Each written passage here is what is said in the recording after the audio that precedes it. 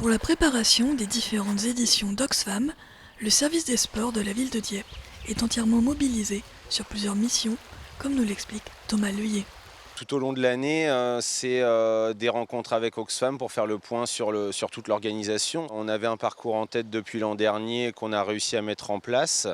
On a pris contact avec les mairies pour les PC qui nous ont accueillis à bras ouverts parce que la manifestation commence à être connue et reconnue. La dernière semaine où on arrive sur le tracé du parcours, le balisage et puis le jour de la manifestation, la reconnaissance avant le peloton pour être sûr que le balisage n'a pas disparu et que les concurrents soient dans de bonnes conditions.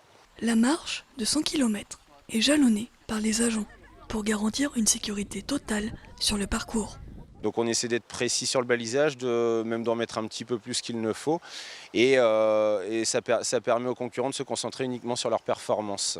La particularité de la nuit, c'est qu'on a des équipes de marcheurs qu'on appelle les marcheurs illuminés qui passent quelques heures avant les concurrents et qui crochent des bâtons fluo sur les jalonnettes. Nos missions le jour de la manifestation, elles sont doubles. On a des équipes qui vont se relayer et qui vont être à l'ouverture du parcours, donc qui passent 2 heures avant les premiers concurrents et s'assurent que le balisage est encore bien en place. S'il en manque, évidemment, ils le retracent.